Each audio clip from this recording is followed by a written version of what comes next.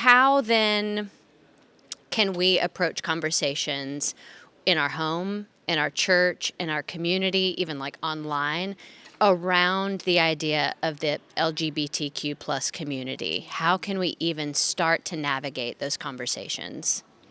Well, I'm glad that we're talking about it because in too many places we're not talking about it because it's too uncomfortable. And as a result, then the next generation is left rudderless without any help.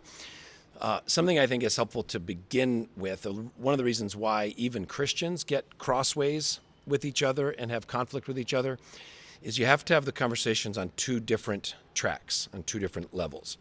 You have to talk about it from the standpoint of justice, and you have to talk about it from the standpoint of compassion. God's people have a ministry of justice in the world and a ministry of compassion in the world. You can think about this like with the abortion issue. So if there is a young lady in a crisis pregnancy center, the Christians around her and the Christian churches around her have a ministry of compassion to her. We love her baby, we want to do nothing but help her, right? Bring that baby into the world, care for the child, or provide a place for adoption for the child. So there's a ministry of compassion for the individual who's suffering. At the same time, the Christian individually, but also the Christian community, has to have a ministry of justice in the community. So speaking out against any politician, any business that supports the murder of babies.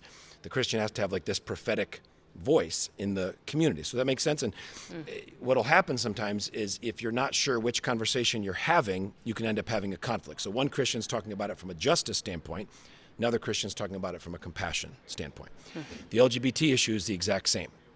When we have a young person in our life, a friend, a family member who's struggling with their sexuality, they are finding themselves attracted to the same sex, or they feel like they're trapped in the wrong body, the Christian response for that person is compassion and love. We know that they're struggling and hurting and confused, and the enemy's got them all twisted up.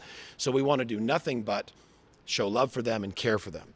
At the same time, the Christian community needs to have a ministry of justice in the culture, because there are forces of evil that want to perpetuate this lie and this destruction on the next generation, which is why we're going to stand up and say, no, you can't have drag queen story hour at our library, which is why we're going to stand up against companies who want to celebrate perversion and destruction. There are issues in the culture, there are evil forces in the culture which require the prophetic, bold preaching and calling out from the people of God. And here's the difficult part.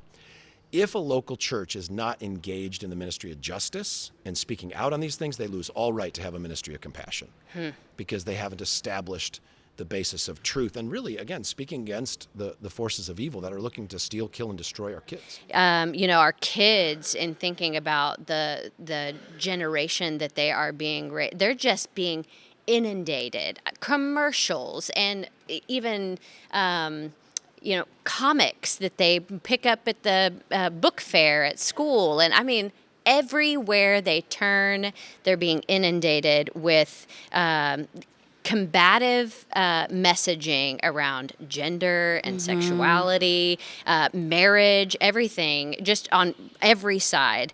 How can we disciple our kids in such a way that they aren't going to be swayed by those messages of the world?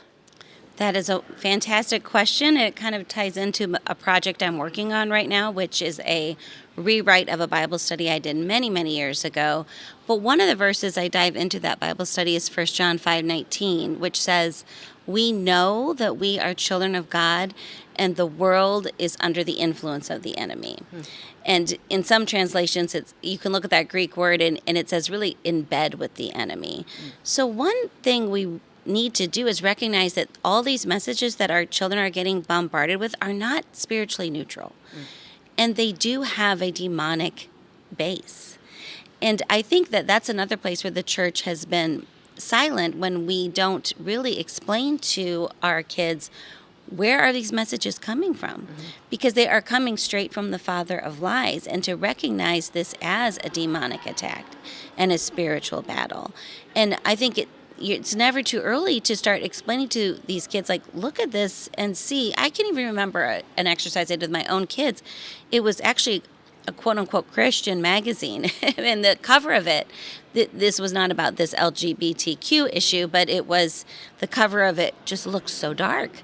And I showed it to my kids and I said, what do you think of this? And they all recognized it right away, that it just looked evil. They have a sensitivity, and when we don't help our kids if we don't point out where these messages coming from. Right. And I like to say, God has a plan and Satan has a plan too. And we like to talk a lot about God's plan, but we really don't talk that Satan has a plan for destruction. And I think that helps a healthy sense of the fear of the Lord and an awareness of a spiritual battle. These are not neutral messages coming at you. You have to be on your guard to defend yourself against them and to be actually proactive as well. Mm-hmm.